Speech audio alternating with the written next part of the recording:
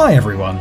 According to data of the International Civil Aviation Organization, or ICAO, there are about 5,500 accidents involving birds and planes every year. Poor fluffy kamikaze. They probably are not very happy to share the sky with winged metal monsters and getting to know their stiffness. But what happens with them? Can a bird cause a plane crash? What is used to protect an airliner from this kind of incident? Be patient, my friends, for we are going to tell you right now. So, what happens if a bird strikes an aeroplane? Let's find out.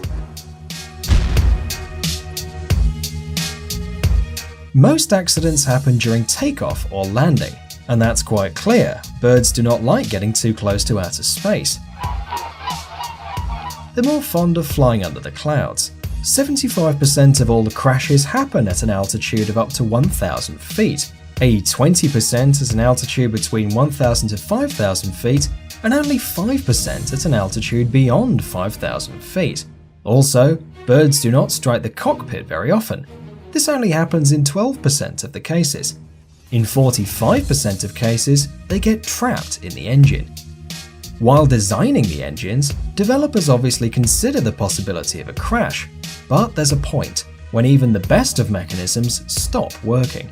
Probably one of the most famous incidents involving a bird is this. It happened in 2009 in North America. A US Airways Airbus took off from LaGuardia Airport in New York and collided with a flock of birds. As a result, both engines failed, but the pilot, Chelsea Sullenberger, brilliantly executed an emergency water landing on the Hudson River, saving 155 people on board. There's nothing to say except, good job, dude. In such a situation, most people would panic, but this fellow is a real hero. In theory, Airbus engines are supposed to withstand collisions with a bird weighing up to 4 pounds, so you shouldn't be afraid to strike a couple of crows or seagulls, or maybe even a chicken. But according to one version, this particular plane ran into a flock of wild geese, each one weighing about 9 pounds. Now, many of you would probably go, WTF, why don't you just put a protective screen in front of the engine?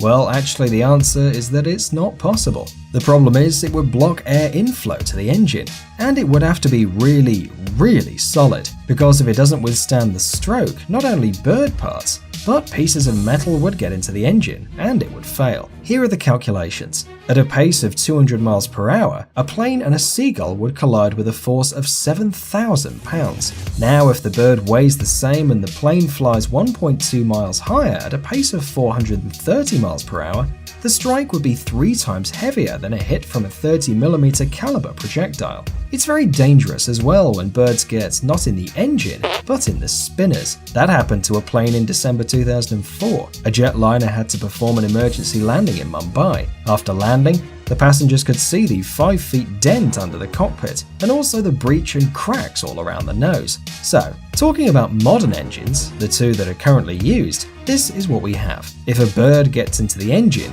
then your chances are 50-50. In other words, if it's a small bird, you have nothing to fear, but a big one can make the plane crash. What happens here is called a compressor stall. It occurs when there is a disruption or breakdown of airflow through a turbine engine. It can end up with blades separating from the compressor, a fire, or the engine breaking into pieces. The other type of rotor, the turboprop engine, is solid enough to withstand a clash with a bird, if it's small, but they can still fail. In such a case, birds don't plug the engine, but they can bend or break the blades, and again, the engine would stop working. But in spite of all that we've said, there's no reason for anyone to ring the alarm and refuse getting on a plane.